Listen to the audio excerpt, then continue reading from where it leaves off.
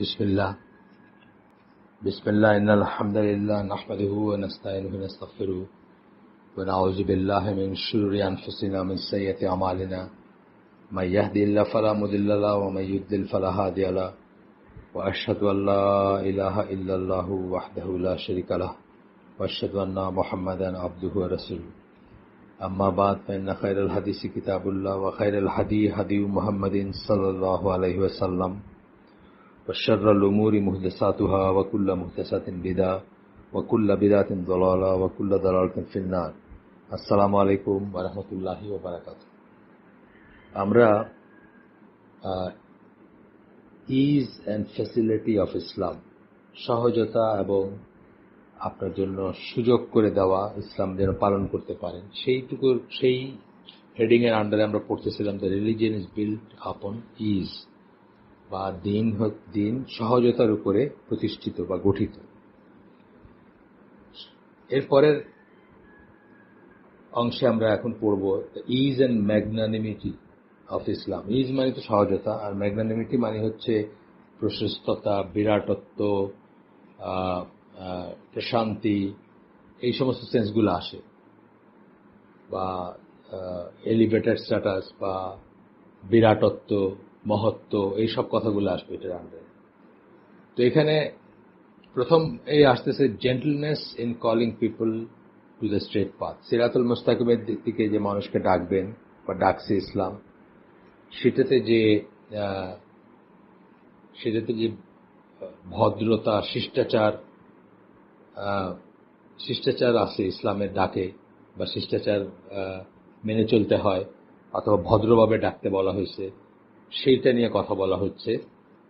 এখানে বলতেছেন যে the basic aspect of calling others to the straight path is gentle speech, even if one who is being called is from the most insolent of people.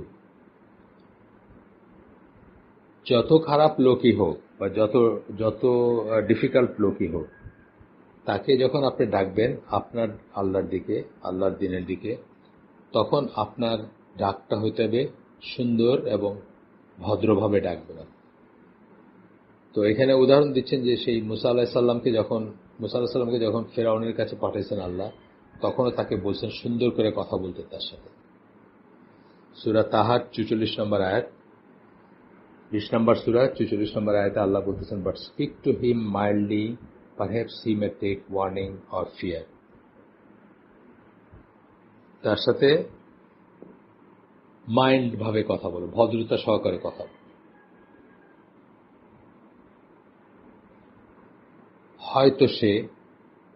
হয়তো সে এই সাবধান বাণী গ্রহণ করবে বা শুনবে, অথবা ভয় করবে।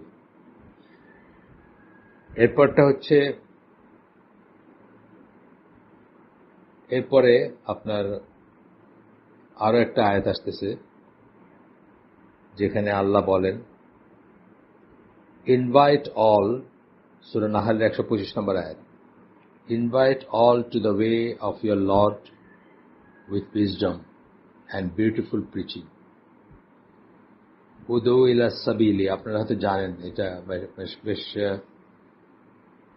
উদউ ইলা সাবিলি রাব্বিকা বিল হিকমতি। তো এটা এটা খুব এই আয়াতটা আমি শুধু শুরুটুকু পড়লাম। এই আয়াতটা খুব ফ্রিকুয়েন্টলি খুতবায় অথবা দাওয়াতি কাজ যারা করেন তারা কোট করেন। আমি ট্রান্সলেশনটা আবার পড়তেছি। Invite all to the way of your lord with wisdom and beautiful preaching. হিকমা সহকারে এবং বিউটিফুল প্রিচিং মানে সুন্দর করে ডাকো সবাইকে, মানে and argue with them in ways that are best and most precious. আর যদি তাদেরকে যুক্তি দেখাইতে হয়, তাহলে এমনভাবে দেখাও যেটা সবচেয়ে ভালো এবং যেটা সবচেয়ে সুন্দর। For your lord knows best who have strayed from his path and who receive guidance. তোমার প্রভু, মানে এটা আমাদের জন্য না যে এরে বইলে কি হবে, এরে বইলে কোনো লাভ নাই। অনেক সময় দেখা যায় না, আমাদের ভিতর অনেকে দাওয়াতি কাজ করতে গিয়ে কোন একটা দুষ্ট লোক অথবা দুষ্ট না হোক ডিফিকাল্ট পার্সন তার কাছে কথা বলতে গিয়ে ওরা এই বলে কি হবে, একটা একটা আগেও বলছি অনেক, কখনো শুনে নেই বা এই ধরনের এইটা যেন আমাদের না আসে। এই আল্লাহ এখানে সেটাও আমাদের কি করতেছেন, কারণ আল্লাহ জানেন কার হেদায়েত হবে বা হবে না। For your lord knows best who have strayed from his path, কারা বিপদগামী হয়ে গেছে, বিচ্যুত হয়েছে তার রাস্তা থেকে, অ্যান্ড হু রিসিভ গাইডেন্স, এবং কার হেদায়েত হবে বা হয়েছে। আচ্ছা, দ্য লর্ড শেষ, সূরা নাহলের 125 নম্বর আয়াত এখানে শেষ। The Lord showed the Prophet sallallahu alaihi wasallam to call others by one of three means. তাহলে আল্লাহ তার রাসূলকে দেখাই দিয়েছেন যে তিনটা পদ্ধতির একটাতে ডাকতে হবে তাদেরকে। একটা কি? উইজডম, প্রজ্ঞা, হিকমা। আরেকটা হচ্ছে বিউটিফুল এক্সহর্টেশন, সুন্দর দিয়ে সুন্দরভাবে কথা বলে, সুন্দর প্রিচিং, সুন্দর ভাবে সৎ কাজে আদেশ করা নিয়ে করবেন। And debate or contest with them in a goodly manner. আর ডিবেট যদি করতেই হয়, যুক্তি যদি দেখাইতে হয়, বা তর্ক যদি করতেই হয়, অনেক সময় করতে হয় বা দেখাইতে হয় যে এটা ঠিক বা এটা ঠিক না, তখনও সুন্দরভাবে করবেন। আচ্ছা, এরপরে এখানে আপনার exhortation and debate were characterized by goodly beautiful, only to stress the meaning of gentleness and ease in calling others, without using harshness as a means of calling others. এখন এখানে একটা দিবেন, মানে জারির আর তাবারির একটা কোটেশন দিবেন। সেই কোটেশনটা আমাদের জন্য আমরা পড়ব কিনা আমি দেখি একটু কি বলতেছেন কোটেশনে। Allah says to his prophet Muhammad sallallahu alaihi wasallam, call, O Muhammad, to the obedience of Allah those to whom your Lord has sent you. এখানে জারির তাবারি বর্ণনা ব্যাখ্যা করতে গিয়ে বলতেছেন যে আল্লাহ তার নবীকে বলতেছেন যে হে মুহাম্মদ, যাদের কাছে to whom your lord has sent you, যাদের কাছে আল্লাহ তোমাকে পাঠাইছেন, তাদেরকে আল্লাহর বাধ্যতা, আল্লাহর আনুগত্যের দিকে ডাকো। To the path of your Lord, that is to the law of your Lord.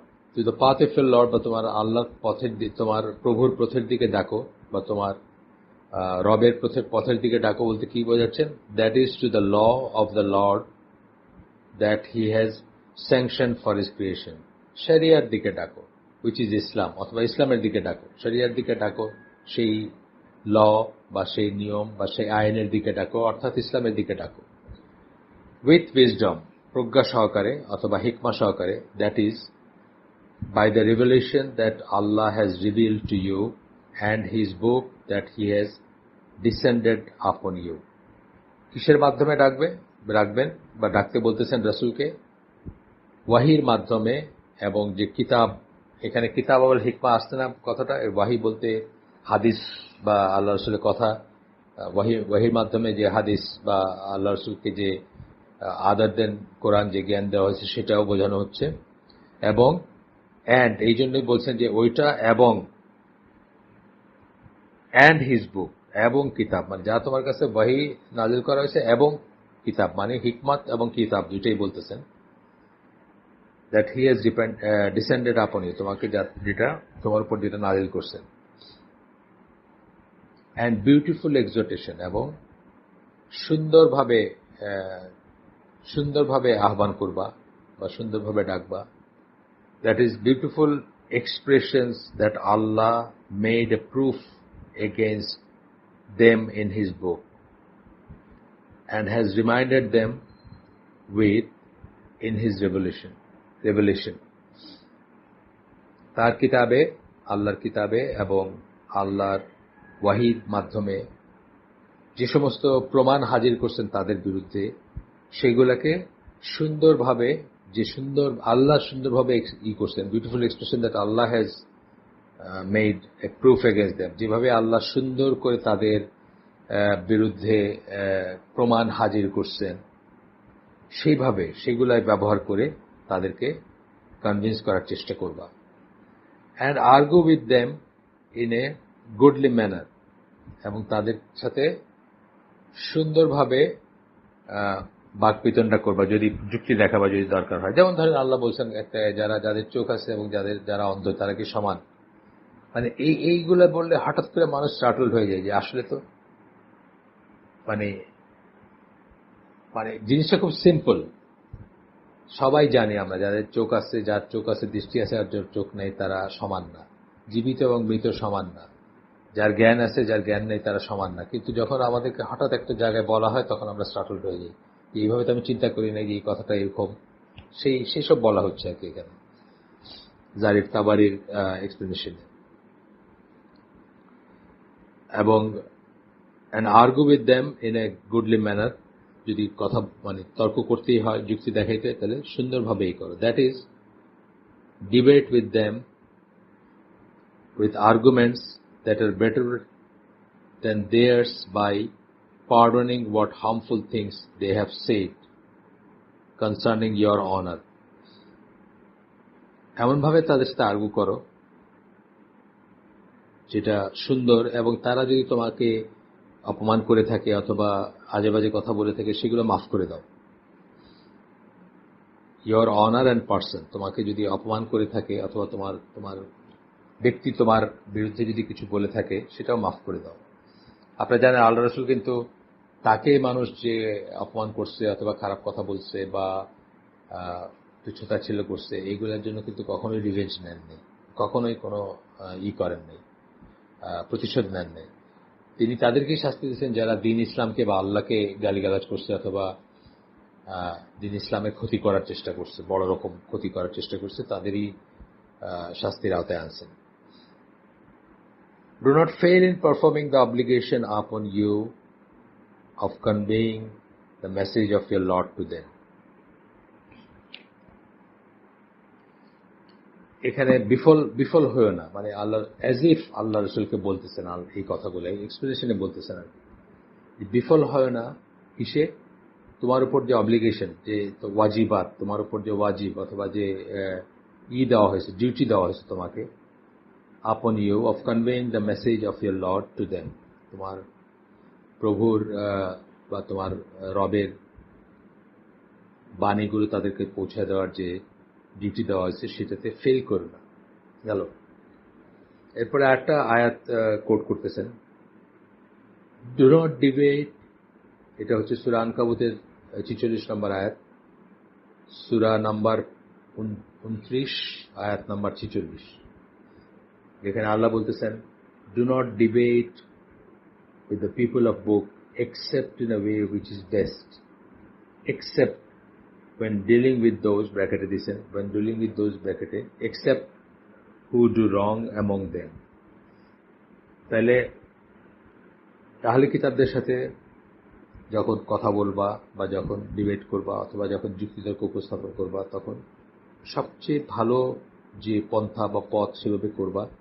Except বলে বলছে, এক্সেপশন কাজ who do wrong among them, তাদের ভিতরে যারা জুলুম করছে বা যারা জালামু এখানে ইউজ করছেন আল্লাহ কথাটা, তারা ছাড়া।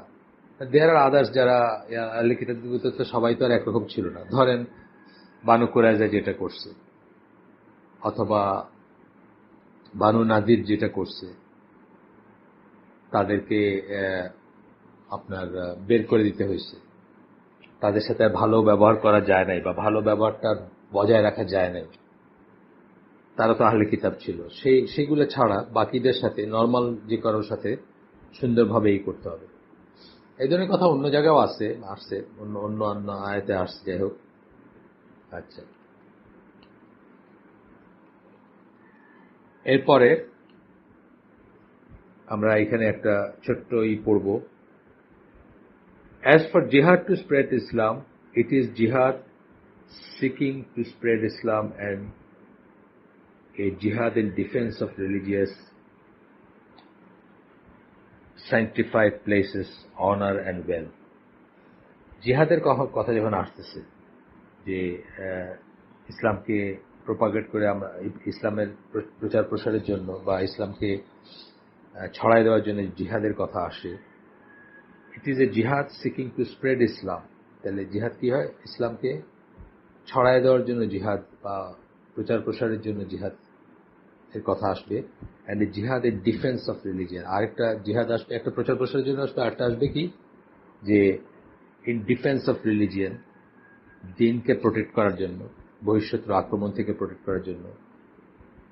স্যাংটিফাইড প্লেসেস, অর্থাৎ যেগুলা পবিত্র স্থান ইসলামের, সেগুলোকে প্রোটেক্ট করার জন্য। ফর এক্সাম্পল মক্কা, মদিনা, মসজিদ আল আকসা, এগুলা। অনার অ্যান্ড ওয়েলথ, অনার সম্মান এবং ওয়েলথ সম্পদের জন্য, এগুলোর জন্য ডিফেন্সিভ জিহাদ সেটা কথা বলতেছেন।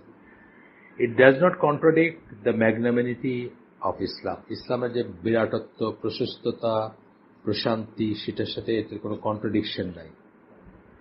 As it is only resorted to when all other means fail, এই ব্যাপারে কখন যাওয়া হয়, জিহাদের ব্যাপারে কখন যাওয়া হয়? যখন আর বাকি সবকিছু ফেল করে, বাকি সমস্ত প্রচেষ্টাগুলো ফেল করে, তখনই।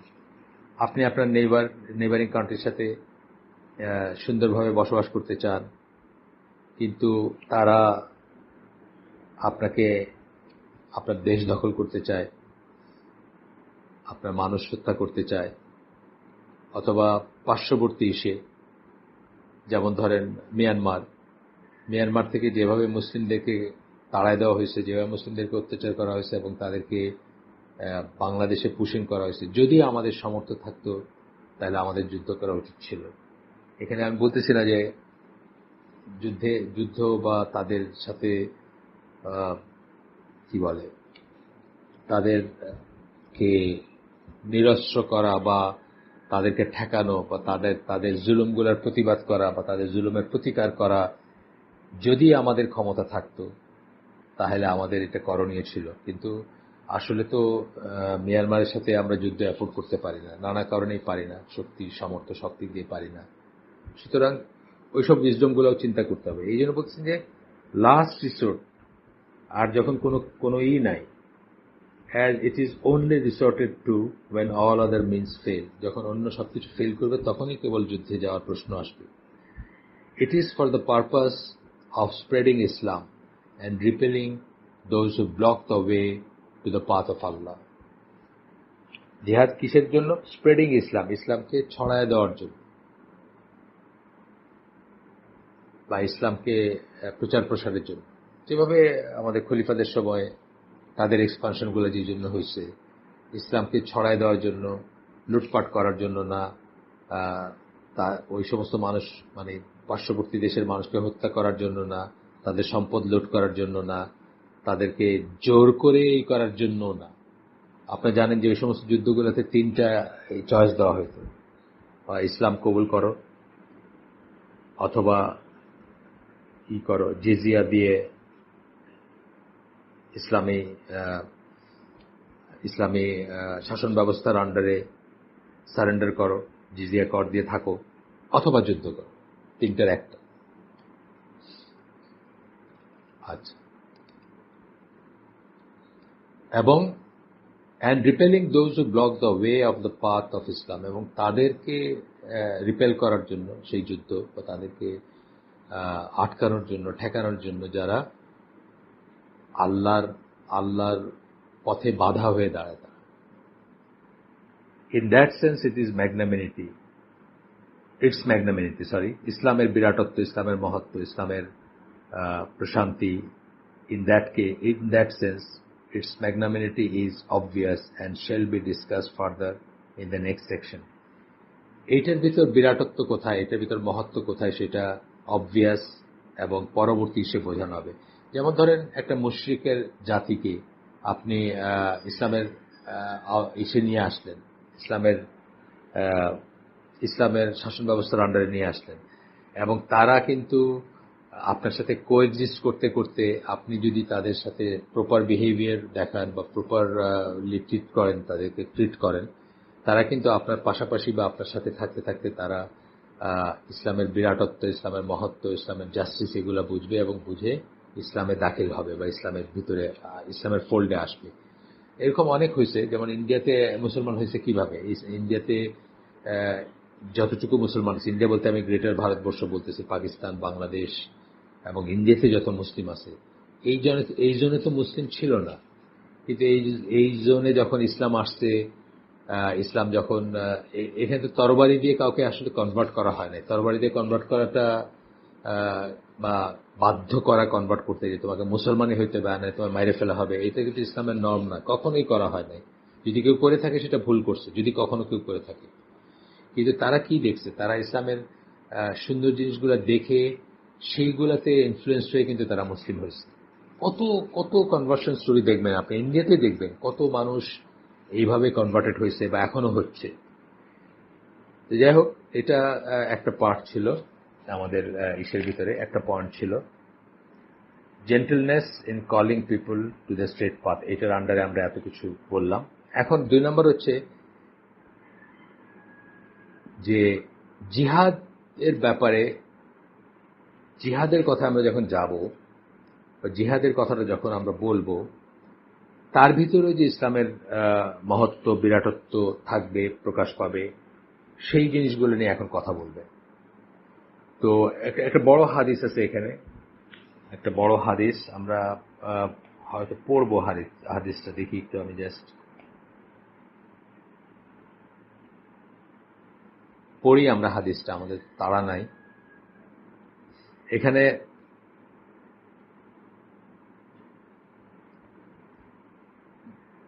বুরায়দা সেইদ, বুরায়দা একজনের নাম, তার পরিচয় দিচ্ছেন এখানে। He was Buraydah ibn Abdullah ibn al Harith al Aslami, one of the elders of the companions. একজন বয়স্ক সাহাবী ছিলেন। তার পরিচয় দিলেন একটু করে লেখক ফুটনোটে। হি এমব্রেস ইসলাম বিফোর বদর, বদরের আগেই তিনি ইসলাম গ্রহণ করছিলেন। আচ্ছা, যাই হোক, তার বর্ণনায় আসতেছে, তিনি বলতেছেন, whenever the messenger of Allah sallallahu alaihi wasallam, এগুলো আমাদের জানা উচিত। কেন জানা উচিত? আমরা জিহাদটাকে আসলে প্রপার পার্সপেক্টিভে নিতে পারি না। আপনারা দেখতেছেন যে জিহাদের নামে কত ধরনের জুলম, সেই আইএস, আল কায়দা থেকে শুরু করে আমাদের দেশের জেএমবি থেকে শুরু করে কত ধরনের জুলুম, কত ধরনের অবিচার, কত ধরনের হত্যা, কত ধরনের ফাসাদ সৃষ্টি করছি আমরা এইসব না জানার জন্য। আচ্ছা, পড়ি আমরা হাদিসটা। বুরায়দা রাদিয়াল্লাহু আনহু বলতেছেন, whenever the messenger of Allah sallallahu alaihi wasallam would appoint a commander for an army or expedition, যখনই আল্লাহ সাল্লাল্লাহু আলাইহি ওয়াসাল্লাম কোন একজনকে আমির নিযুক্ত করতেন একটা আর্মির, সেনাবাহিনীর অথবা একটা অভিযানের জন্য, he would advise him personally to have fear of Allah, তিনি তাকে উপদেশ দিতেন আল্লাহকে ভয় করার জন্য। এটা বিরাট ব্যাপার। কিন্তু আমি আপনাদের আমাদের স্কোপ নাই, নাহলে আমি পড়ে শোনাইতাম। এই যে বলছিলাম যে মার্শাল জি হডসন বলে একজনের কথা আপনাদেরকে বলছি বোধহয়, মানে যারা আমাকে আগের থেকে চিনেন তারা জানেন। ওনার একটা বই আছে ভেঞ্চার্স অফ ইসলাম, 3 খণ্ডে, ওনার একটা 3 ভলিউমে ওনার একটা কাজ আছে। সেই কাজের ভিতর বলছেন যে মুসলিমরা যখন কোনো দেশ জয় করছে, তাদের সোলজাররা দৃষ্টি অবনত রেখে সেই শহরে ঢুকছে, বিজিত জায়গায়। কারণ তারা সবসময় ফিল করত যে তারা আল্লাহর দৃষ্টির সামনে আছে। প্লান্ডারিং, লুটপাট, রেপ, এগুলা মুসলিমদের ক্যারেক্টারিস্টিক্স ছিল না। আমি এখনকার কথা জানি না, মানে আমি এখনকার মুসলিম আর্মিগুলা যেখানে যুদ্ধ হয় কি করে আমি জানি না। আইসিস বা আইএস বা আল কায়দা, তাদের যদি আমরা মুসলিম আর্মি বলে জ্ঞান করি, তাহলে তাদের রেকর্ড তো অত্যন্ত অত্যন্ত বাজে রেকর্ড। আপনারা জানেন, বিশেষ করে এই আইএস এর রেকর্ড, যা করছে আইএস সিরিয়ায়, ইরাকে বা অন্যত্র যা করতেছে। কিন্তু ওইখানে বলছেন কি যে তারা আল্লাহর দৃষ্টির সামনে ঢুকতেছে, মানে যখন দেশের পর দেশ বিজয় করতেছে মুসলিমরা, ওমর রাদিয়াল্লাহু আনহুর সময় অথবা আবু বকর রাদিয়াল্লাহু আনহুর সময় বা পরবর্তী সময়ে আরো যারা খলিফা ছিলেন, বা ইভেন মুয়াবিয়া রাদিয়াল্লাহু আনহুর এই ছিল, এক্সপেডিশন ছিল বা অভিযান ছিল তার আন্ডারে। তারা সেসব বলতে গিয়ে বলতেছেন যে তারা যখন কোন একটা দেশকে জয় করছে, তারা সেটাকে প্লান্ডার করে নাই, লুট করে নাই, হত্যা করে নাই, নিরীহদেরকে হত্যা করে নাই, মেয়েদেরকে হত্যা করে নাই, বুড়াদেরকে হত্যা করে নাই, লুটপাট করে নাই, সম্পদ করে নাই। কারণ তারা মনে করতো যে তারা আল্লাহর দৃষ্টির সামনে আছে এবং তারা আল্লাহর জন্য এই কাজটা করছে, যেটুকু করছে বা যে যুদ্ধটা করছে। সুতরাং তারা তথাপি আল্লাহকে ভয় করত এবং এই সমস্ত খারাপ কাজ থেকে বেঁচে থাকতো। এই কথাটা, এই অ্যাডভাইসটাই আল্লাহ রসুল দিচ্ছেন এখানে। বলতেছেন যে he would advise him personally, সেই আমির বা সেই সিপাহ সালার বা সেই সেনাপতিকে পার্সোনালি বলতেন রসুল সাল্লাল্লাহু আলাইহি ওয়াসাল্লাম, পার্সোনালি বা ব্যক্তিগতভাবে তাকে উপদেশ দিতেন। And to treat the Muslims with him in a good way. তাকে যখন বানায় দিলেন, সেনাপতি বানায় দিলেন, তার সাথে যে মুসলিমরা যাচ্ছে তাদেরকে যেন ভালোভাবে ট্রিট করেন, এটাও বলতেন।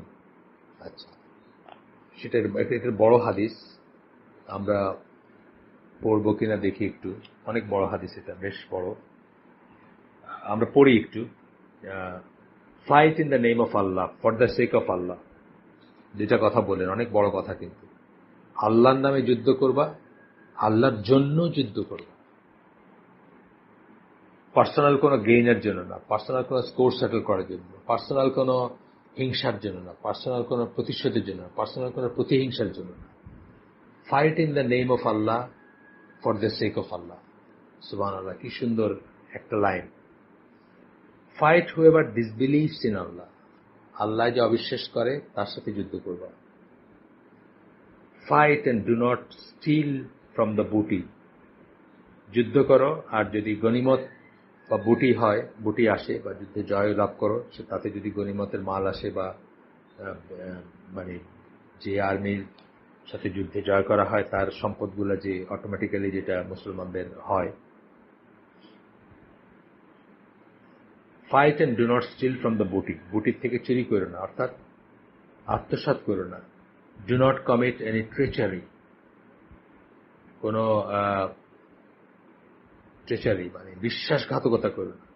ধরেন আমি একজন শত্রুর সাথে, আমি বললাম যে কথার কথা, একজন শত্রুর সাথে আমার একটা কথা হবে, মানে একটা আলাপ আলোচনা হবে, আমরা কোনো মতে এরকম হয়েছে না অনেক, যে দুই পাশে দুইজন কমান্ডার আসছেন, তাদের ভিতরে আলোচনা হচ্ছে বা আন্ডারস্ট্যান্ডিং এ আসছেন যে এখানে আলোচনার জন্য আসতেছেন, তাকে হত্যা করে ফেললাম আমরা, বিশ্বাসঘাতকতা, ট্রেচারি। তো বলতেছেন do not commit treachery and do not mutilate, do not kill child. Mutilate করবা না, অর্থাৎ যদি কেউ মারা যায় তার ডেড বডিকে বিকৃত করা, খণ্ড খণ্ড করা, টুকরা টুকরা করে এই করা বা নানা রকম কিছু, যাই হোক আমি সে বলতে চাই না। and do not kill the child, একটা বাচ্চাকে হত্যা করো না। when you meet your enemy polytheists, call them to one of three matters. যখন তোমার শত্রু মুশরিকদের সাথে দেখা হবে, তখন তাদেরকে তিনটা ব্যাপারের দিকে ডাকবা। If they agree to any of them, accept it from them. যদি তারা কোনোটাতে রাজি হয় বা কোনোটাতে এগ্রি করে, তাইলে তাদের সেটা গ্রহণ করো। অর্থাৎ তারপরে আবার ছুতা বাইর করে তাদেরকে হত্যা করো না বা তাদেরকে করো না, তাদের সেই কথাটা মেনে নিও তারা যদি করে। and refrain your hand from them, এবং তাদের থেকে তোমার হাতকে বিরত রাখো, অর্থাৎ তাদের ক্ষতি করবা না, তাদেরকে আর কিছু করবা না। invite them to Islam, তাদেরকে ইসলামের দিকে ডাকবা, যেটা আমি আগে বলছি আপনাদের, সেটাই আল্লাহ রাসূল সাল্লাল্লাহু আলাইহি ওয়াসাল্লামের কথায় বলতেছি এখন। তাদেরকে ইসলামের দিকে ডাকবা। if they accept, তারা যদি সেটা গ্রহণ করে, accept it from them, বাস তাদের থেকে accept করবা। তারপরে আর মানে ধরেন ইসলাম গ্রহণ করলো, আসলে করছে কিনা, ভিতরে কি আছে, সত্যি সত্যি বললো কিনা, এইসব করতে যাব না। and refrain your hand from them, তারা যদি অ্যাকসেপ্ট করে ইসলাম, তাহলে তাদের থেকে হাত গুটায় নিও। আচ্ছা, আবার বললেন আল্লাহ, ask them to move from their residence to the land of the immigrant, তাদেরকে বলবা যে তারা যেন মদিনায় হিজরত করে। এগুলো তো এরাবিয়ান পেনিনসুলার ভিতরেই ছিল আল্লাহ রাসূল সময়কারী এগুলা। একটা জনগোষ্ঠীকে তারা যদি ইসলাম কবুল করে তাদের বলবো মদিনায় আসতে, কারণ জামাতের সাথে আসবে, গ্রেটার জামাতের কাছে আসবে, একসাথে নবীর সাথে থাকবে বা ওইখানে একটা কমিউনিটি হিসেবে থাকবে। Inform them that if they do that they will have the same rights and responsibilities as the immigrants. তাদেরকে বলল যে তারা যদি সেটা গ্রহণ করে তাহলে মুহাজির যারা অর্থাৎ মক্কা থেকে যারা হিজরত করছেন তাদের যে রাইট সেই রাইটই তাদের থাকবে। However, if they refuse to move, inform them that they will be treated like the Bedouin Muslims. যদি তারা রিফিউজ করে তাহলে তাদের ব্যাপারে বেদুইন মুসলিমদের যেভাবে ট্রিট করে সেভাবে ট্রিট করা হবে। অর্থাৎ বেদুইনদের ভিতর অনেকে মুসলিম হয়েছেন কিন্তু তারা মদিনায় হিজরত করেন নাই, তারা ওই কমিউনিটিতে থাকছেন, তাদের ব্যাপারে যা সেটাই করা হবে। আচ্ছা, আমি একটু স্কিপ করে যাচ্ছি সামনে। এরপরে বলতেছেন, একটু সামনে যাচ্ছি, দাঁড়ান। If they refuse to embrace Islam, যেহেতু অনেক বড় আমি একটু স্কিপ করে একটা জায়গায় পড়তেছি। তারা যদি ইসলাম কবুল না করে, আস্ক দেম টু পে জিজিয়া, তাদেরকে জিজিয়া দিতে বলবা। অর্থাৎ তারা একটা ট্যাক্স দিয়ে, কিছু কন্ডিশন ছিল আপনারা জানেন, যে তার সেনাবাহিনীতে তাদেরকে কাজ করতে হবে না, যুদ্ধে যেতে হবে না, তারা প্রোটেকশন পাবে এবং তার বিনিময়ে একটা ট্যাক্স দিবে। যদি তারা এটা অ্যাকসেপ্ট করে, এই অফারটা যে জিজিয়া দিবে, accept it from them and refrain your hand from them, তাহলে তাদের থেকে সেটা গ্রহণ করো এবং তাদের কাছে তোমার হাতকে গোটায় রাখো, অর্থাৎ তাদেরকে কিছু করো না। If they refuse even that, এবং সেটাও যদি তারা রাজি না হয়, seek help in Allah against them, আল্লাহর কাছে সাহায্য চাওয়া তাদের বিরুদ্ধে, অ্যান্ড ফাইট দেম, এবং তাদের সাথে যুদ্ধ করবা। ঠিক আছে, এরপরে আরো অনেক কথা আসছে, আমরা আর সেগুলা পড়লাম না। এই হাদিসের আলোকে যে কনক্লুশন গুলা সেগুলো আমরা পড়ব। In the light off this হাদিস অ্যান্ড আদার টেক্সট, এবং অন্যান্য হাদিসের আলোকে যেটা আসতেছে, features of the magnanimity of জিহাদ আর মেড ক্লিয়ার। জিহাদের ভিতরে যে একটা যদিও কাজটা যুদ্ধ, কিন্তু তার ভিতরে যে প্রশস্ততা আছে, তার ভিতরে যে বিরাটত্ব আছে, তার ভিতরে যে মহত্ব আছে, তার ভিতরে যে জাস্টিস আছে, তার ভিতরে যে সুবিচার আছে, সেগুলা বলতেছেন যে সেগুলা পরিষ্কার, এবং তার ভিতরে সেগুলোকে এখন ট্যাবুলেট করতেছেন 1, 2, 3 বলে। 1 নাম্বার বলতেছেন, fighting for the sake of Allah, those who fight against you and do not commit any transgression. Fight for the sake of Allah, আল্লাহর আদেশ বলতেছেন এখানে। Fight for the sake of Allah, আল্লাহ বলতেছেন আল্লাহর জন্য, ফি সাবিলিল্লাহ, ওয়াকাতিলু ফি সাবিলিল্লাহ, আল্লাহর জন্য, আল্লাহর উদ্দেশ্যে, আল্লাহর ওয়াস্তে, আল্লাহর পথে যুদ্ধ করো। হু ফাইট এগেনস্ট ইউ, যারা তোমার বিরুদ্ধে যুদ্ধ করে তাদের সাথে। And do not commit any ট্রান্সগ্রেশন, এবং কোনো সীমা লঙ্ঘন করো না। সীমা লঙ্ঘন করে না, ধরেন ফর এক্সাম্পল আমি বলতেছি যে কেউ সারেন্ডার করলো, তারপরে আপনার তারে হত্যা করলেন। সারেন্ডার করছে, সে বলতেছে হ্যাঁ আমি, তখন তো সে যুদ্ধবন্দী, তাকে হত্যা করার মানে এই জিনিসগুলো আর কি, যে কেউ যুদ্ধ করলো না আপনার সাথে, বা আপনি যুদ্ধের যখন করলেন তখন সারেন্ডার করে ফেলল, বা অথবা সে বলল যে আমি বিশ্বাস করি এখন, বা আমি ইসলাম কবুল করলাম, বা আমি মুসলিম হইলাম, বা সে লা ইলাহা ইল্লাল্লাহ বলল আপনাকে, আশহাদু আল্লা ইলাহা ইল্লাল্লাহ ওয়া আশহাদু আন্না মুহাম্মাদান আবদুহু ওয়া রাসূলুহু আপনাকে বলল, দেখানোর জন্য যে সে ইসলাম গ্রহণ করছে, তখন সীমা লঙ্ঘন করবেন না, অর্থাৎ তারপরে তাকে আর কিছুই করবেন না। যাই হোক, এরপরে বলতেছেন এখানে এটার ইচ্ছে বলতেছেন, ট্রান্সগ্রেশন বলতে কি, দিস ইজ ক্লিয়ার, আল্লাহ রাসূল সাল্লাল্লাহু আলাইহি ওয়াসাল্লামের হাদিস থেকে আসতেছে, তার মিউটিলেট করবেন না, অ্যান্ড অফ কিলিং চিলড্রেন, বাচ্চাদের হত্যা করবেন না, অ্যান্ড সো অন। 2 নম্বর বলতেছেন, no one is to be forced or compelled to become a Muslim. 2 নম্বর পয়েন্ট বলতেছেন, কাউকে জোর করে মুসলিম বানানো হবে না। সে যদি তার রিলিজিয়নে থাকতে চায়, জিজিয়া কর দিয়ে সে থাকতে পারে, কোনো সমস্যা নেই। 3 অপশনের একটা। 3 নম্বর বলতেছেন, whoever a pact is concluded or others enter under the protection of the Muslims, it is obligatory to fulfill that pact and protection. যদি কোনো একজন মুসলিম কাউকে আমানা দেয়, কাউকে নিরাপত্তা দেয়, কারোর সাথে কোনো চুক্তি হয়, সেই চুক্তিকে সম্মান করতে হবে, সেই চুক্তিকে ভঙ্গ করা যাবে না। The Muslims must be faithful to their covenant, pacts and treaties. তারা যে সন্ধি করবে, যে কোন একটা যদি সমঝোতা করে, কোন একটা জিনিসে অ্যাগ্রি করে যে আমরা এইটা করব, এটা করব, চুক্তি করে, ট্রিটি করে, সেগুলোকে তারা অনার করবে। সূরা মাইদার 1 নম্বর আয়াতে শুরুতেই আল্লাহ বলতেছেন, O you who believe, fulfil your pacts. তোমাদের যে চুক্তি বা যে সমঝোতা যদি থাকে কারোর সাথে, সেটা ফুলফিল করো, সেটা করো, সেটা অনার করো। যাই হোক, এই মোটামুটি ভাবে 3 নম্বর পয়েন্টটা আরো একটা করছেন, আরো একটা আয়াত কোট করছেন, সেটা হচ্ছে সূরা তাওবার 7 নম্বর আয়াত, যেখানে বলতেছেন, except for those whom you made a pact at al-Masjid al-Haram, as long as they abide by it with you, then you abide by them. Certainly Allah loves the God-fearing, righteous folk.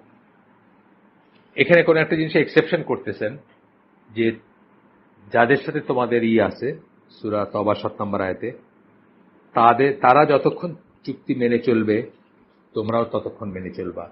কারণ আল্লাহ যারা righteous, যারা সৎকর্মশীল, যারা আল্লাহকে ভয় করে, তাদেরকে আল্লাহ পছন্দ করেন। আচ্ছা, তার মানে আপনাকে সেই চুক্তি ভঙ্গ করতে না করতেছে। এরপরে দলিল দিচ্ছেন, 4 নম্বর পয়েন্ট বলতেছেন, এটা কি বোঝাইছে যে এগুলো সব কিসের আন্ডার আসতেছে, যে যুদ্ধের ভিতরেও, জিহাদের ভিতরেও, ইসলাম উইথ রেসপেক্ট টু জিহাদের ব্যাপারেও বা জিহাদের পরিস্থিতিতেও ইসলামের যে প্রশস্ততা, যে মহত্ব, যে বিরাটত্ব, যে সুন্দর আচরণ, সেটা বলতে গিয়ে এতগুলো কথা বলতেছেন। 4 নম্বর পয়েন্টে বলতেছেন যে যারা আপনার সাথে যুদ্ধ করে না, তাদের সাথে ভালো ব্যবহার করার কথা বলতেছেন। অর্থাৎ কাফের বা বিধর্মী বা আহলে কিতাব, কিন্তু আপনার সাথে তারা যুদ্ধে রত না, তাদেরকে ভালো ট্রিট করবেন। এখানে সূরা মুমতাহিনা 8-9 নম্বর আয়াত কোট করতেছেন। এটা আমরা অন্যত্র আলাপ করছি, শুধু শুরুটুকু পড়ে দিচ্ছি। আল্লাহ forbids you not with regard to those who fight you not for your faith, nor drive you out of your homes. আল্লাহ তোমাদেরকে তাদের সাথে ভালো ব্যবহার করতে নিষেধ করেন না, যারা তোমাদের সাথে যুদ্ধে রত না বা যুদ্ধ করে না, এবং তোমাদেরকে তোমাদের ঘর বাড়ি থেকে বের করে দেয় নাই। From dealing kindly and justly with them, আপনাকে তাদের প্রতি দয়া পরবশ হইতে আল্লাহ নিষেধ করেন না, অথবা তাদের সাথে সুবিচার করতে, মানে জাস্টিস করতে আল্লাহ নিষেধ করেন না। For Allah loves those who are just. আল্লাহ তাদেরকে ভালোবাসেন যারা সুবিচার করে। আরো আছে এটাতে 8 নম্বর আয়াত আমি পড়লাম, 9 নম্বর আয়াত আছে। 5 নম্বর পয়েন্ট, কারণ আমরা আজকে শেষ করতে চাচ্ছি। 5 নম্বর পয়েন্ট হচ্ছে, মানে জিহাদের ভিতর বা শত্রুদের প্রতি যে ইসলামের মহত্ব, সেটা করতে গিয়ে, forgiveness and pardon are from the most prominent aspect of the magnanimity of Islam with respect to warfare. যুদ্ধের সময় মাফ করে দেওয়া এবং ছেড়ে দেওয়া, মানে হার্ম করতে পারার পরেও ছেড়ে দেওয়া, এটা হচ্ছে ইসলামের একটা বৈশিষ্ট্য। যখন কোনো শত্রু খুব উইক হয়ে যায় বা তার কোনো ক্ষমতা থাকে না আপনাকে রেজিস্ট করার, তখন কিন্তু ইসলাম তাদেরকে প্লান্ডার করে নাই, তাদেরকে লুটপাট, যেটা বললাম আগে, হত্যা, ধর্ষণ, এই ধরনের কিছু করে নাই। এখানে মক্কা বিজয়ের কথা বলতেছেন, যে মক্কা বিজয়ের সময় আল্লাহ রাসূল সাল্লাল্লাহু আলাইহি ওয়াসাল্লাম মানে খুব লিমিটেড কিছু, যাদের মাফ করা ইসলামের প্রিন্সিপাল বা মূলনীতির এগেনস্টে যাইতো, সেরকম কিছু মানুষ ছাড়া গণভাবে সবাইকে মাফ করে দিছিলেন, সবাইকে সুযোগ দিছিলেন, এবং হত্যাযজ্ঞ ঘটে নাই। বিনা রক্তপাতে মক্কা বিজয় হয়েছিল, আপনারা জানেন সেই গল্প। 5 নম্বর পয়েন্ট গেল এটা। আচ্ছা, এরপরে বলতেছেন এটা ছিল কিসের ভিতরে, জিহাদের ব্যাপারে যে ইসলামের ম্যাগনামিনিটি, সেটা বলতে গিয়ে বলছিলেন। আর এই জিনিসগুলো আমরা পড়তেছিলাম, মনে আছে আপনাদের? মেইন 3টা পয়েন্ট বলছিলাম আমরা। 1 নম্বর হচ্ছে gentleness in calling people to the straight path, সেটার ভিতরে আমরা ইসলামের বিরাটত্ব মহত্ব টের পাই। তারপরে জিহাদের ব্যাপারে ইসলামের জিহাদের যে অনুশাসনগুলা বা জিহাদের যে ডুজ অ্যান্ড ডু নটস, তার ভিতরে আমরা ইসলামের মহত্ব বিরাটত্ব টের পাই বা মানে অনুধাবন করতে পারি, বুঝতে পারি। আর 3 নম্বর হচ্ছে magnanimity of Islam in dealing with sinners and transgressors, যারা পাপী, যারা সীমালঙ্ঘন করে, যাদের শাস্তি প্রাপ্য হয়ে যায়, তাদেরকে ডিল করতে গিয়েও ইসলামের যে ম্যাগনামিনিটি বা ইসলামের যে মহত্ব, বিরাটত্ব, প্রশস্ততা বা উদারতা বলতে পারি, বা ক্ষমাশীলতাও বলতে পারি এখানে, সেটার এখন বলে আমরা এই আজকের আয়োজন শেষ করবো ইনশাআল্লাহ। সেটা বলতে গিয়ে এখানে বলতেছেন যে রাসূল সাল্লাল্লাহু আলাইহি ওয়াসাল্লামের সুন্নাহ, there is approval for showing magnanimity and ease with respect to those who sin, যারা পাপ করে তাদেরকে ক্ষমা করে দেওয়ার বা তাদের লঘু শাস্তি দেওয়ার স্কোপ আছে। আল্লাহ রাসূল সাল্লাল্লাহু আলাইহি ওয়াসাল্লাম made it clear that falling into sin is one of the natural characteristics of humans. মানুষ পাপ করবে, মানুষ ভুল করবে, এটা মানুষের জন্য স্বাভাবিক। এটা আল্লাহ রাসূল সাল্লাল্লাহু আলাইহি ওয়াসাল্লাম পরিষ্কারভাবে বলছেন।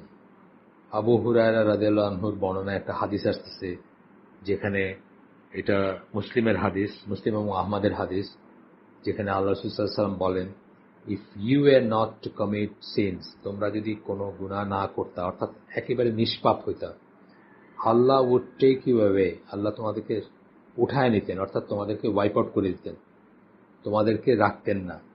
অ্যান্ড ব্রিং অ্যানাদার পিপল, তোমাদের পরিবর্তে আরেকটা জনগোষ্ঠীকে আনতেন বা আর সৃষ্টি করতেন, হু উড সিন, যারা গুনাহ করবে, and then seek Allah's forgiveness, এবং তারপরে আল্লাহর কাছে মাফ চাবে। He would then forgive them, he would then forgive them, আল্লাহ তখন তাদেরকে ক্ষমা করবেন। অর্থাৎ আল্লাহ জানেন আমাদেরকে, আল্লাহ এই নেচারের উপর বানিয়েছেন যে আমরা ভুল করব, এবং আল্লাহ পছন্দ করেন যে ভুলের পরে আমরা তওবা করব এবং তার কাছে ফিরে যাব এবং তার কাছে মাফ চাব। এই ভুলটা বা পাপটাকে আল্লাহ পছন্দ করেন সেটা বলতেছিলেন, কিন্তু আল্লাহ আমাদেরকে এমনভাবেই বানাইছেন যে আমরা কিছু না কিছু ভুল করব, আর সেই ভুলের পরে আমরা যখন ফিরে আসি তার কাছে মাফ চাই এবং আল্লাহ মাফ করেন, সেটাকে আল্লাহ পছন্দ করেন। সুতরাং একদম যদি এটা হব না আমরা কখনো, বাট আল্লাহ রাসূল সাল্লাল্লাহু আলাইহি ওয়াসাল্লাম বোঝাইতে বলতেছেন যে আমরা যদি কখনো একদম নিষ্পাপ হয়ে যেতাম, তাহলে আল্লাহ আমাদেরকে একটা জনগোষ্ঠী, আল্লাহ আমাদেরকে উঠায় নিতেন এবং তার বদলে আরেকটা জনগোষ্ঠী দিতেন, সৃষ্টি করতেন বা এস্টাবলিশ করতেন, যারা গুনাহ করবে এবং আল্লাহর কাছে মাফ চান। আচ্ছা, এরপরে আসতেছে The Sunnah also clarified that sins are of different levels and magnitude. সুন্নাহ এটাও ক্লারিফাই করছে যে পাপ বা গুনার অনেক লেয়ার আছে বা অনেক অনেক অনেক ধাপ আছে। Every sinner is to be dealt according to the magnitude of his sin. যে তার গুনার পরিমাণ কত, সেই হিসাবে তাকে তার সাথে ব্যবহার করতে হবে, মানে তাকে সেই হিসাবে শাস্তি দিতে হবে। আমরা যদি যে কোনো গুনাহগার বা যে কোনো কবিরা গুনাহকারীকে কাফের মনে করতাম, অথবা তাদেরকে সমাজ থেকে বাইর করে দিতাম, ইসলাম থেকে বাইর করে দিতাম, কমিউনিটি থেকে বাইর করে দিতাম, বা পাথর বর্ষণে হত্যা করতাম, তাহলে কি হইতো? ইসলাম থেকে সবাই বের হয়ে যেত। সুতরাং শিরকের নিচে, কুফরের নিচে যে কোনো গুনাহ যদি করে, সেটা তাকে ইসলাম থেকে বের করে দেন। এটা আহলে সুন্নাত জামার আকীদা। কিন্তু খারেজিরা বা মুতাজিলারা মনে করে যে সে চির জাহান্নামী। আমরা সেটা মনে করি না। আমরা মনে করি তার জন্য যদি শাস্তি প্রাপ্য হয়, সেই শাস্তিটা তাকে দেওয়া হবে, কিন্তু he still a Muslim, he or she still a Muslim. আচ্ছা, এখানে বলতেছেন যে একটা আয়াত কোট করতেছেন, সূরা আলে ইমরান 159 নম্বর আয়াত। It is part of the mercy of Allah that you deal gently with them. Were you severe or harsh-hearted, they would have broken away from about you. আল্লাহ রাসূল সাল্লাল্লাহু আলাইহি ওয়াসাল্লামকে বলতেছেন যে রাসূল সাল্লাল্লাহু আলাইহি ওয়াসাল্লামের কথা বলতে গিয়ে বলতেছেন যে মানে তুমি যদি হার্শ হইতা তাহলে তোমার কাছ থেকে সবাই পালাই যেত। আল্লাহর দয়ায় তুমি হার্শ না। It's a part of mercy of Allah, আল্লাহর করুণার অংশ এটা, that you deal gently with them, তুমি তাদের সাথে সুন্দর আচরণ করে থাকো। কিন্তু তুমি যদি উল্টাটা হইতা তাহলে তারা তোমার কাছ থেকে দূরে সরে যেত। The sinner and errant person is not to be harshly rebuked or declared a disbeliever. এটা হচ্ছে কি কথা? এই কথার পরে কবিরা গুনাহ করতে পারে, জিনা যেমন অনেক বড় একটা জিনিস, অথবা ডাকাতি অথবা চুরি, এগুলো সব কবিরা গুনাহ, কিন্তু তারপরেও তাকে হার্শলি করবেন না। যতটুকু শাস্তি পাওয়ার ততটুকু শাস্তি যদি ইসলামিক স্টেট বা কাজী যদি দেন বা শাসক, ততটুকু শাস্তি দেওয়া হবে এবং তাকে কাফের ডিক্লেয়ার করা হবে না। আপনারা ওই যে মদের মানে একজন মাতাল, ওনার সম্বন্ধে আল্লাহ রাসূল বলছেন না যে সে আল্লাহকে ভালোবাসে, তাকে যা শাস্তি দেওয়ার দিয়ে লিভ হিম অ্যালোন, তাকে ছেড়ে দাও, সে আল্লাহকে ভালোবাসে। অন্য একটা হাদিসে আর কি, জাস্ট মনে পড়লো, প্রসঙ্গত বললাম। তো আজকে আমরা এখানে শেষ করে দেব ইনশাআল্লাহ। আগামী দিনের প্ল্যানটা বলি, এই লাইনের পড়াটা আমাদের এখানেই শেষ। আগামী দিন থেকে বেসিক ইসলামের ব্যানারে বা এই হেডলাইনের আন্ডারে আমরা ইনশাআল্লাহ সুন্নাহ সম্বন্ধে কিছু পড়াশোনা করব। সুন্নাহ আজ থেকে 2005-6 না 5 না, আর পরে 6-এর পরে 6-7-8 সালে আমি চিটাঙ্গের একটা কমিউনিটির সাথে টেলিফোনে, তখন মোবাইল ফোন, এই যা বেসিক মোবাইল ফোন ছিল, স্মার্টফোন টোন ছিল না তখন আমার, বা দুনিয়াতে ছিল কিনা, মানে দুনিয়াতে বলতে ঢাকায় বা পরিবেশ প্রতিবেশে ছিল কিনা আমার মনে নাই এখন, আর খুব একটা ছিল না থাকলেও। তো তখন আমি চিটাঙ্গের একটা কমিউনিটির সাথে সুন্নাহ নিয়ে দিনের পর দিন, মানে সপ্তাহে একটা করে প্রোগ্রাম করতাম, যাদের মনে পড়ে সপ্তাহে একটা করে প্রোগ্রাম করতাম এবং দিনের পর দিন কথা বলছি। সো সেই কমিউনিটির কেউ যদি থাকেন, এই লেকচারগুলা আগামীতে যেগুলো হবে ইনশাআল্লাহ আগামীটার থেকে, তাদের কাছে একটু বোরিং লাগতে পারে, আমি এই জন্য আগেই বলে দিলাম। তারা হয়তো আগে কথাগুলো শুনছেন, কিন্তু সুন্নাহ সম্বন্ধে একটা পরিষ্কার ধারণা থাকা অত্যন্ত জরুরি এবং একটা বেসিক ব্যাপার। যে সুন্নাহ বোঝে নাই বা সুন্নাহ সম্বন্ধে জানে না, সে আসলে দিন বোঝে নাই বা দিন সম্বন্ধে জানে না। এটা কিন্তু আমার অনেক বয়সের উপলব্ধি। আমি সারা জীবন মনে করছি যে আমি তো জানি সুন্নাহ কি, এবং মোস্ট অফ দ্য পিপল বাংলাদেশে বলেন বা সারা দুনিয়াতে এই জায়গাটাতে মারাত্মক ভুল, এবং এই জায়গাতে ভুলের জন্যই তারা আহলুস সুন্নাহ ওয়াল জামার অন্তর্ভুক্ত হয় না, হইতে পারে না, বা যেভাবে হওয়া উচিত সেভাবে হয় না। আর আমরা জানি কি, আহলুস সুন্নাহ ওয়াল জামা হচ্ছে একমাত্র জনসমষ্টি মুসলিম উম্মার যারা জান্নাতি, বাকিদেরকে আল্লাহ রাসূল সাল্লাল্লাহু আলাইহি ওয়াসাল্লাম জাহান্নামী বলেই করছেন। জাহান্নামী বলতে চির জাহান্নামী তা না, but they will end up in জাহান্নাম, এটা বলছেন। তো একমাত্র যারা কিয়ামত পর্যন্ত সঠিক পথের উপর থাকবে তাদেরকে আমরা আহলুস সুন্নাহ ওয়াল জামা বলি, যারা আল্লাহ রাসূল এবং তার সাহাবীদের আকীদা এবং মানহাজের উপর থাকবে। সেই জন্য সুন্নাহটা জানাটা খুব জরুরি। সুন্নাহ জানে না বলেই মানুষ আহলুস সুন্নাহ ওয়াল জামা হইতে পারে না, মানে সুন্নাহর লোক হইতে পারে না। আহলুস সুন্নাহ মানে কি? সুন্নাহর আহাল, সুন্নাহর লোক, সুন্নাহর জনগণ, সুন্নাহর মানুষ, বা সুন্নাহর পরিবার, বা সুন্নাহর গোষ্ঠী, যাই বলেন, জনগোষ্ঠী, সেটা হইতে পারে না, কারণ সুন্নাহ কি সেটা জানে না সেই জন্য। এবং আমরা সবাই মনে করি এটা আমরা জানি, কিন্তু আসলে আমাদের বাল্ক মেজরিটি, আমরা যখন এটাতে যাব, যারা প্রথমবারের মতো শুনবেন, তারা দেখবেন যে আমরা আসলে সুন্নাহ সম্বন্ধে আমাদের কোনো আইডিয়া নেই, সুন্নাহ কাকে বলে। অন্তত ভাস্ট মেজরিটি অফ পপুলাস, জনগণের ভাস্ট মেজরিটি যারা, তারা আসলে জানেন না যে সুন্নাহ কাকে বলে। আমরা আজকে শেষ করে দিচ্ছি। সুবহানাকা আল্লাহুম্মা বিহামদিকা আশহাদু আল্লা ইলাহা ইল্লা আনতা আস্তাগফিরুকা ওয়া আতুবু ইলাইক। আমরা যে শুনলাম তার মধ্যে ভালো কিছু শুনে থেকে সমস্ত প্রশংসা আল্লাহর, খারাপ কিছু শুনে থেকে সমস্ত ব্যর্থতা আমার এবং সেটা শয়তানের তরফ থেকে। আল্লাহ আমাদেরকে তৌফিক দেন যা ভালো শুনলাম তার উপর আমল করার। আসসালামু আলাইকুম ওয়া রাহমাতুল্লাহি ওয়া বারাকাতুহু।